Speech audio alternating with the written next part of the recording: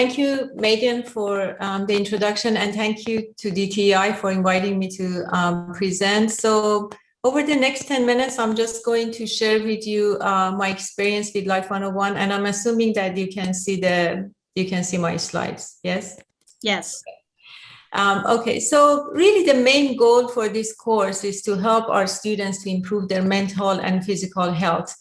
And I have to make this disclaimer that before starting to teach this course and developing it in 2012, I really had no expertise in any of the topics that are listed in this course, because I am a professor of pharmaceutical sciences, and pretty much during my 25 years of academic career, I have always taught, basic science courses from biochemistry to molecular pharmacology.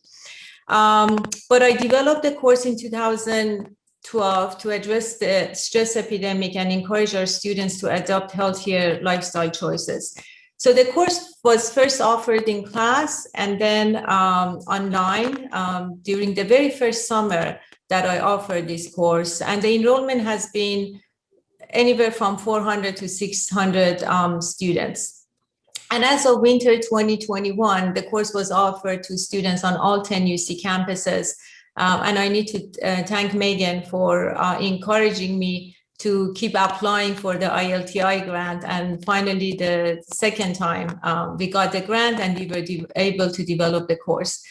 And I collect data every quarter after I teach the course to see what kind of impact the course has had on our students. So I have a survey before and after the course. And something that has been consistent is the fact that our students tell me and tell us that not only this course changed their perception or knowledge, but they also actively change their behaviors over the course of the quarter. And I also have longitudinal data from students a year after they had taken the course, and some of these lifestyle changes stay with them. So what is the future for Life 101? I'm hoping to offer it on Coursera, because I've had a number of emails and phone calls from teachers and professors in Orange County high schools and also Cal State universities, and they were asking me if UCI can offer this course to their students. So hopefully that will happen soon. So I want to just give a very brief overview of the content and the style of this course. So on the right, you see the course schedule. We have 10 modules.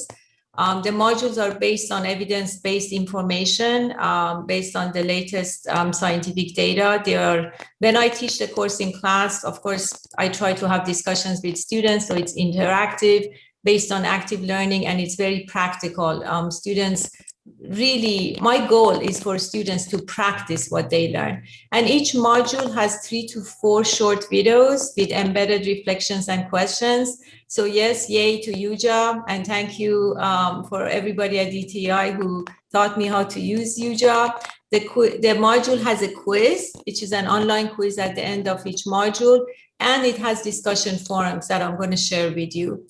The course is updated every year based on students' feedback. So that creates a challenge when you record the videos for the online course, an online course that is asynchronous. But I'm going to share with you in the next slide how I have addressed this challenge. And the challenge, the way I address it, is by providing workshops and office hours that are really based on students' feedback. And the students' feedback are not just based on the surveys or course evaluation, but they are real time. They are based on what students write in the discussions and emails that they send to me. And then I have weekly announcements. So I'm going to start with the weekly announcement. This is an example of a weekly announcement. I put after the module on bad drugs on college campuses, and students were talking to each other about, the benefits of alcohol or, alcohol consumption. So I posted the PDF file of this study that pretty much said that there is no good dose for alcohol. And after posting this, I had many emails from students that they really had no idea about the harmful effects of alcohol, even at low doses. During the pandemic, I have offered workshops on improving emotional health. So this is a workshop that was presented in winter 2021, and I presented it again actually last Thursday during spring quarter. From the discussion post after the stress module, I recognized last quarter that students are really struggling with their college, with their graduate school applications, getting letters of recommendation. So I presented a workshop on that, and I recorded the workshop, and the workshop is now a link that students can use. So this is the landing page of the course. So students, when they log in, this is what they see. And with the start here takes them to this page. And the syllabus is posted on this page. All the course requirements are posted on this page. And then when they click on these numbers, they get to the module. So for instance, module 2 is etiology, physiology, symptoms, and health outcomes of stress. So they watched 3 videos, 3 short videos, and each video is embedded with questions and reflections. And for the reflections, they have to pause for a minute and think about a question that I'm asking them. And they can't move forward. They have to really watch the whole thing. They can't just fast forward the videos. Probably one of the features that make the course interesting are the discussion posts. So right now I had to cap the course this quarter, so I only have 470 students. And these are some examples of the discussions actually from this quarter. Students are supposed to write discussions that are only 50 words, but they write more. And replying to each other's discussions is optional, but many students, I would say more than half of them, comment on each other's discussions. So this is one discussion, this is another one, and students give each other tips and try to help each other to on their journey to wellness. And as I said, sometimes they reply to each other. So these discussion posts have created a community for students to talk to each other, share best practices with each other, and really help with each other. And most importantly, this is what our students say about this course. So these are, I just grabbed them from teaching evaluations from last winter, that the course is really changing. One student said the course changed my life. And after reading this evaluation, I decided to take the course myself. Because I want to change my life for the better.